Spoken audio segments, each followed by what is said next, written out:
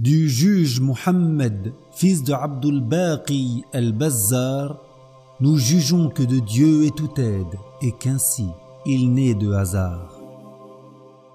Lors du pèlerinage dans la ville sacrée, avec en bagage une foi bien ancrée, longtemps sans repas, sans moyen pour une course, errant ici et là, soudain trouva une bourse.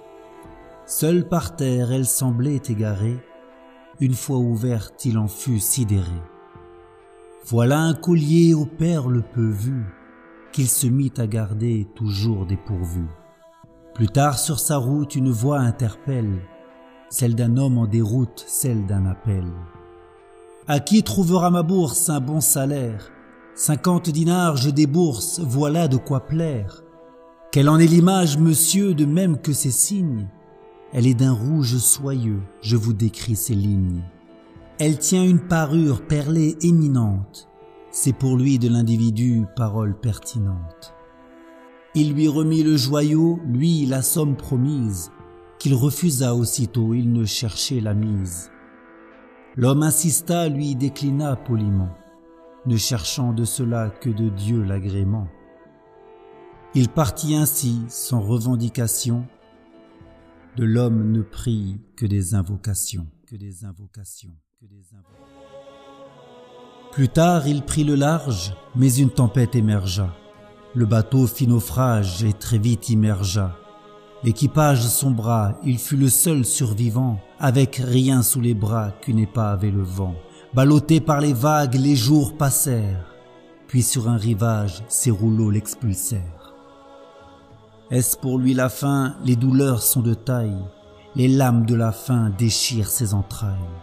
Joignant ses dernières forces, marchant difficilement, affrontant collines et bosses, cerna un bâtiment. Ce fut une mosquée, il parvint à y entrer, ignorant son quartier à qui elle est attitrée.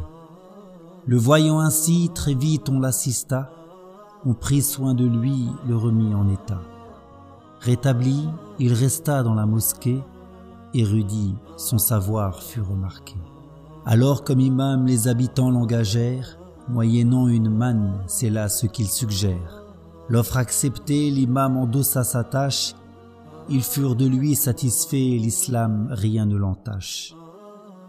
Puis on vint à lui et ses propos lui tenir, à une orpheline d'ici nous pensons à t'unir. À l'insistance des compagnons, l'imam obéit, à l'assistance de l'union, notre homme s'ébahit. La tête baissée, il ne voyait la belle, ses yeux ne fixaient que le collier sur elle. Ce fut le bijou perlé remis à l'individu qui l'avait égaré, que fait-il sur la prétendue? Ô cheikh, pourquoi vers elle tant d'indifférence? N'ayant été regardé, son cœur fut brisé. Notre cher de cette merveille aurait-il préférence? Le collier à son cou serait-il plus prisé? Alors il conta son histoire, de sa surprise la source, le collier, ses perles rares, le récit de la bourse. Épris de joie, ils clamèrent l'exaltation de Dieu, surpris, lui, ne cerna pas l'excitation en ce lieu. Quelle est cette conduite dont vous me faites part? Quel fait vous agite, quelle fougue vous empare? Le collier de cette fille appartenait à son père. Dans cette mosquée-ci, il fut l'imam pour ses pairs. Depuis votre rencontre au pèlerinage sacré, à une prière le sage fut consacré. Je n'ai vu de véridique comme celui du collier. Mon Dieu, à ma fille unique, je voudrais le lier. Mais seul avec elle, la mort le renversa, ne mariant sa demoiselle, or, le Tout-Puissant l'exauça.